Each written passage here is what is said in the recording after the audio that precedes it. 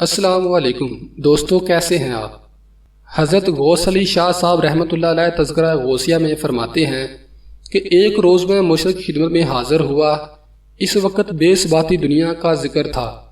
अरशाद हुआ कि यह दुनिया बेबका महज ख्वाब व ख्याल है, इसमें दिल लगाना अक्ल से बाइद है। आपको एक वाक़या याद आया कि किसी शहर में एक राजा था।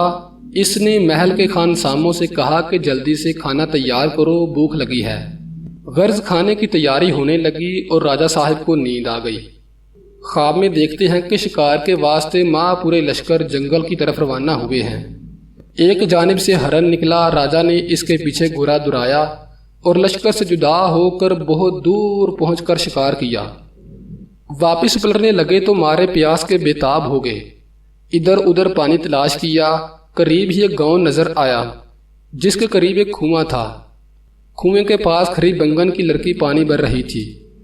राजा ने आते ही पानी मांगा, लड़की ने पानी पिला दिया। पानी पी चुका तो पूछा कि तुम कौन हो। इसने कहा कि मैं बैंगन की लड़की हूँ।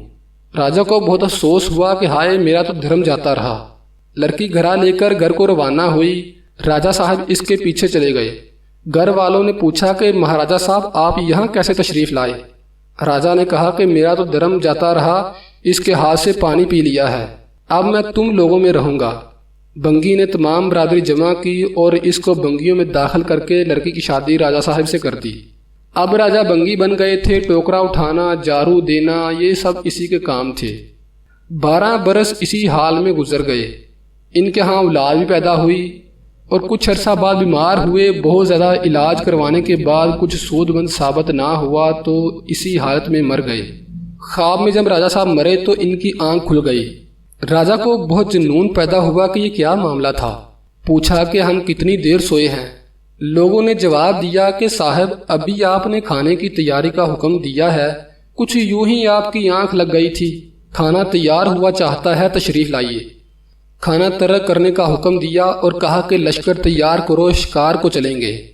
बिल्कुल उसी तरह जैसा ख्वाब में देखा था, शिकार के लिए रवाना हुए। वहीं सहरा, वहीं मैदान, वहीं कुआं और उसी तरह की बस्ती देखी। बंगियों के महल्ले में पहुंचे, वहां रोने की आवाज़ सुनी। जाके देखा तो उसकी ही सूरत का एक आदमी मरा पड़ा था और इसके बच्चे इसके इर्द गिर्द बैठे रो रहे थे। हाल दरियाफ्त किया तो बंगियों ने उसी तरह का वाक़या बयान किया जिस तरह का राजा साहब ने ख्वाब में देखा था। ये सुनकर और भी ज़्यादा हैरान हुए कि ये तमाम कैफियत तो मुझ पर गुजरी है और मैं ज़िंदा हूँ, फिर मैं कौन हूँ और ये मुर्दा कौन है। बहुत देर तक सोचते रहे। आखिर यूं ही समझ में आया कि ये दुनिया फ़ानी महज एक ख्वाब व ख्याल है। राजपाट छोड़कर फ़कीरी अख्तियार की और बाकी तमाम उम्र गोशा नशीनी में गुजारी। इसी तरह शेख अकबर इब्न अरबी रहमतुल्लाह अलैह ने भी दुनिया को ख्वाब कहा है और किताब फसूसुल हुक्म में एक हदीस का हवाला देते हैं कि लोग सो रहे हैं और इस वक्त बेदार होंगे जब वो मरेंगे।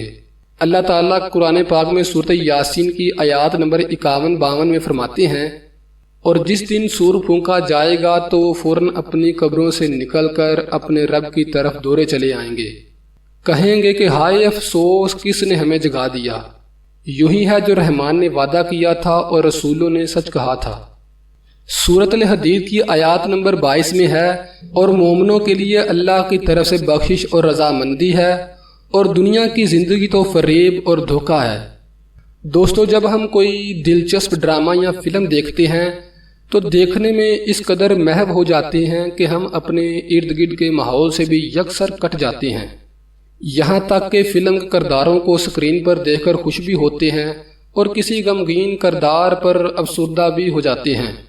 और अगर लाइट चली जाए या किसी वजह से फिल्म पर से तवज्जो हट जाए तो मालूम होता है कि फिल्म के फिक्शन किरदारों में इतने गुम हो गए थे कि हमारी तवज्जो हमारे माहौल से यकसर कट गई थी। दोस्तों, ये ज़िंदगी जिसे हम असल समझ बैठे हैं असल में धोखा और फरेब है। एक फ़िल्म है, एक ख्वाब है, और ख्वाब से बेदार होने और हकीकत से वाकिफ़ होने के लिए ज़रूरी है कि हम अपने ज़हन को खालिक़ कायनात की ज़ाते सिफ़ात में यकसू हो जाएं और उसी की तरफ अपनी तवज्जो मरकूज़ कर लें।